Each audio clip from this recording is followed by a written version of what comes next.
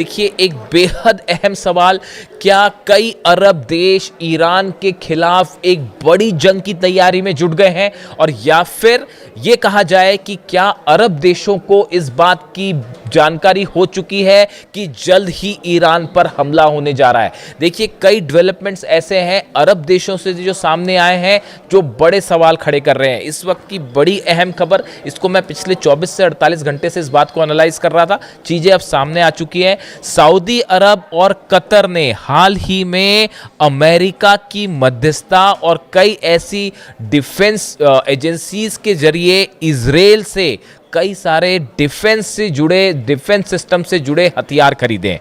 ये हथियार सऊदी ने खरीदे हैं, कतर ने खरीदे हैं, और ये जो रिपोर्ट्स हाल ही में सामने आई हैं इसमें ये खुलासा हुआ है। देखिए इन देशों के इजराइल के साथ कोई औपचारिक राजनीतिक पॉलिटिकल संबंध नहीं है, मान्यता भी नहीं दी है अब तक इजराइल को, लेकिन उसके बावजूद इन दोनों देशों ने अमेरिकी कंपनियों के सब कॉन्ट्रैक्ट्स के माध्यम से करोड़ों डॉलर की इजरायली तकनीक हासिल की है। करोड़ों डॉलर्स की ये डील हुई है सऊदी कतर की, इजराइल से, और इजराइल के हथियार खरीदे गए, जिसमें सी म्यूजिक हवाई रक्षा प्रणाली, एयर डिफेंस सिस्टम, सी म्यूजिक जो है ये भी शामिल है। कतर का जो शाही परिवार है, इनके जो प्लेन्स हैं उसमें इसको लगाया गया है। एल्बिट सिस्टम द्वारा निर्मित यह एंटी मिसाइल सुरक्षा प्रणाली लगाई गई है। इसके अलावा आप देखें कतर और सऊदी दोनों ने अरब के जो फाइटर जेट्स हैं इन दोनों देशों के पास, इसमें बड़ी संख्या में कंप्यूटराइज्ड जो हेलमेट्स होते हैं वो खरीदे हैं, और साथ ही इसके अलावा जो टारगेट्स तय करने वाले सिस्टम्स होते हैं इनको अब अपग्रेड किया गया है। नाइट विजन सिस्टम्स जो होते हैं ये खरीदे गए हैं। इसके अलावा खबर ये भी है कि नाइट विजन गॉगल्स जो होते हैं, खास तौर पर F-15 जो फाइटर जेट्स हैं उसमें पायलट्स इसका इस्तेमाल करते हैं नाइट विजन के लिए, ये खरीदे गए हैं। साथ ही एवियोनिक्स और वेंटिलेशन सिस्टम जो है ये भी इजराइल से खरीदा गया है। इजराइल एरोस्पेस इंडस्ट्रीज और अन्य जो कंपनियां हैं उनके द्वारा लड़ाकू विमानों के जो कलपुर्जे बनाए जाते हैं वो भी खरीदे गए हैं। देखिए ये सब इस ओर इशारा कर रहा है, एक बड़ा डेवलपमेंट आप समझिए, चाहे सऊदी हो, चाहे कतर हो, चाहे यूएई हो, ये सब देश अपने डिफेंस सिस्टम को तेजी से मजबूत करने में जुटे हुए हैं। ये इजराइल, देखिए इजराइल के साथ कोई औपचारिक संबंध नहीं है इन देशों के, लेकिन उसके बावजूद अमेरिका की कंपनी को बीच में रखते हुए अमेरिकन फर्म्स ने ये डील करवाई और इजराइल से सामान खरीदा है इन अरब देशों ने। इसके अलावा आप देखें यूएई जो है इस समय डिफेंस सिस्टम परचेस करने में लगा हुआ है। उसका सबसे बड़ा एम ये है कि जो ईरान की मिसाइल्स फायर होती हैं उनको कैसे रोका जाए, और इसके लिए यूएई आनन फानन में कई देशों के साथ इस चर्चा है कि किसी तरह से डिफेंस सिस्टम की जो मिसाइल्स हैं वो खरीदी जाए, डिफेंस सिस्टम खरीदा जाए। अब सवाल ये है आखिर ये अरब देश इतने आनन फानन में अपना डिफेंस मजबूत करने में क्यों जुटे हुए हैं। कल ही एक अहम खबर आई कि इजराइल ने भी अपना आयरन डोम सिस्टम तेजी के साथ अपग्रेड करना शुरू कर दिया है, और काफी हद तक वो हो भी गया है। जिस तरह से ईरान ने मिसाइल्स मारी थी फतह 2, खुर्रम शहर और सेजिल, उसका कोई जवाब इजराइल के पास नहीं था, और इजराइल के 10 से 12 शहरों में भयंकर तबाही देखने को मिली थी। आयरन डोम पूरी तरह से फेल हो गया था, एरो पूरी तरह से फेल हो गया था, यहां तक कि अमेरिका जो सिस्टम लगे थे वो भी फेल हो गए। ऐसे हालात में ईरान की इन मिसाइल्स को रोकने के लिए आयरन डोम को तेजी से अपग्रेड किया जा रहा है। यानी अरब के जो देश हैं वो डिफेंस मैकेनिज्म अपना तेजी से इंप्रूव कर रहे हैं, और इजराइल भी इस काम में जुटा हुआ है। क्या इन सबको ये पता है कि जल्द ही ईरान पर स्ट्राइक करने वाला है अमेरिका, और जब पलटवार होगा तो उसको कैसे रोका जाए, इस तैयारी में जुटे हैं ये सब देश। देखिए इसके अलावा जो अहम खबर ये भी थी, चाइना के विदेश मंत्री, इनकी मुलाकात होती है सऊदी के विदेश मंत्री से। Chinese foreign minister Wang Yi met Saudi foreign minister Prince Faisal bin Farhan Al Saud in Beijing में ये मुलाकात हुई। Urging all parties to preserve dialogue as the Middle East navigates a fragile ceasefire. देखिए खबर ये है, Saudi के विदेश मंत्री वो चीन गए। इसकी देखिए एक बड़ी वजह यह है, ऐसा इस तरह की चर्चाएं हैं कि सऊदी को ये बात समझ में आ गई है कि अमेरिका तो रक्षा नहीं कर सकता हमारी, जब ईरान मारेगा तो अमेरिका तो बचा नहीं पाएगा, वो तो उसके खुद के बेस नहीं बचा पाया तो सऊदी को क्या बचाएगा वो। तो अब क्या किया जाए, तो एक नया एलाई खोजा जाए। तो आजकल सऊदी जो है वो ईरान के साथ खूब छन रही है सऊदी की, तो और कई सारी डिफेंस डील हो रही हैं, इस तरह की भी बातें। अब सऊदी के विदेश मंत्री जाते हैं बीजिंग और उनकी वांग यी से मुलाकात होती है, लेकिन इस मुलाकात में चीन की तरफ से, चीन के विदेश मंत्री की तरफ से सीधा सीधा मैसेज दिया गया पूरे अरब देशों को और यहां तक कि अमेरिका को भी। उन्होंने ये कहा कि किसी भी सूरत में ईरान के साथ जंग नहीं होनी चाहिए, ये स्टैंड चीन ने ले लिया है ईरान के लिए। सऊदी के विदेश मंत्री को साफ साफ ये बात कह दी गई है कि आप किसी भी सूरत में ईरान के साथ जंग में ना उलझें।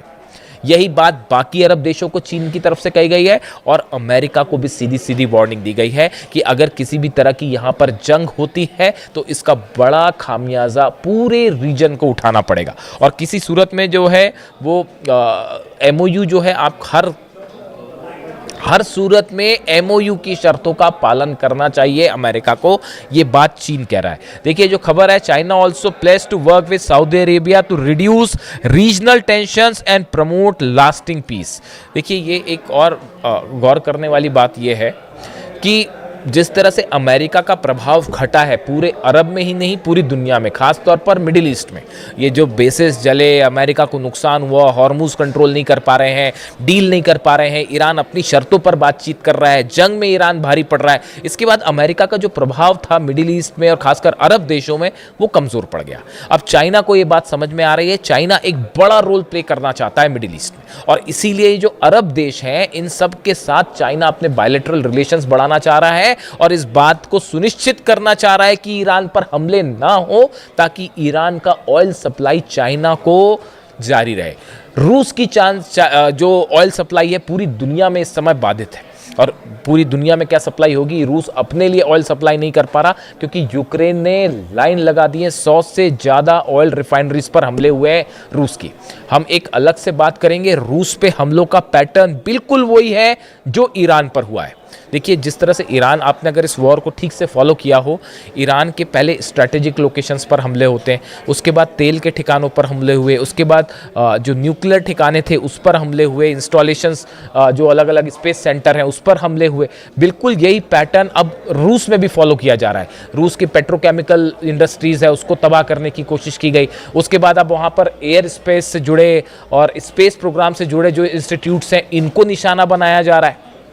यानी आप देखिए ऐसा लगता है कि जिसने ईरान हमले की प्लानिंग की ही, उसी ने रूस पर हमले की भी पूरी प्लानिंग कर रखी है और एक नक्शा तैयार कर रखा है कि कैसे अटैक किया जाए।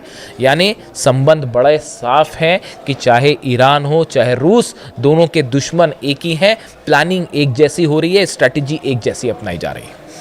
इन हालात में चीन की तरफ से मैसेज साफ है कि अगर ईरान पर हमला करते हैं आप तो उसका भयंकर नतीजा उठाना पड़ेगा, और ये बात बड़े साफ शब्दों में सऊदी को भी कह दी गई है, कतर को भी कह दी गई है, जितने तमाम खाड़ी देश हैं उनको कह दी गई है। अब देखिए सिचुएशन ये है, ईरान इस बात को अच्छी तरह से समझ रहा है, ईरान भी अच्छी तरह से समझ रहा है और अमेरिका भी समझ रहा है कि अमेरिका ये जानता है कि ईरान किसी सूरत में हॉर्मुज से कंट्रोल नहीं छोड़ेगा। बात नंबर 1। बात नंबर 2, चाहे यूरेनियम का मुद्दा हो चाहे न्यूक्लियर डील का मुद्दा हो, इस पर ईरान तब तक बातचीत शुरू नहीं करेगा जब तक उसकी संपत्ति, फ्रीज संपत्ति रिलीज ना की जाए।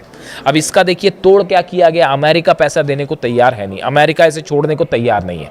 अरब देशों ने के साथ इस तरह के कई ऑप्शन सामने आए कि भाई कतर अपनी तरफ से पैसा दे दे, UAE अपनी तरफ से पैसा दे दे, सऊदी अपनी तरफ से पैसा दे दे। ऑफिशियली इसको कोई कंफर्म ना करे लेकिन उतने ही अमाउंट जो है वो रिलीज किया कर जाए। इस तरह की टेम्परेरी व्यवस्थाएं, अलग अलग खबरें इस तरह की आई, शायद उसमें से कुछ पेमेंट हो भी गई लेकिन वो शायद पूरा अमाउंट नहीं है और ना ही इतना बड़ा अमाउंट पे कर सकते हैं बिना अमेरिका का इंटरफियर किए। इसी वजह से ये मामला अड़ा हुआ है। ईरान ये चाहता है कि जो वादे किए गए हैं उनको पूरा किया जाए, तभी बातचीत आगे बढ़ेगी।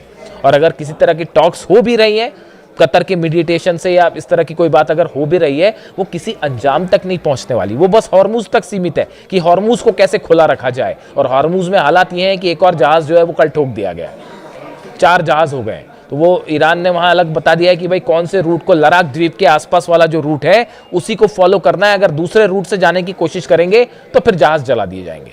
यानी हालात आप देखिए ये है कि एक तरफ अरब देशों ने अपने डिफेंस को मजबूत करने की तैयारी पूरी कर लिया है और तेज़ी से आगे बढ़ रहे हैं, दूसरी तरफ इजराइल अपना डिफेंस सिस्टम मजबूत कर रहा है। ये इस बात की ओर इशारा कर रहा है कि कुछ बड़ा होने जा रहा है जल्दी।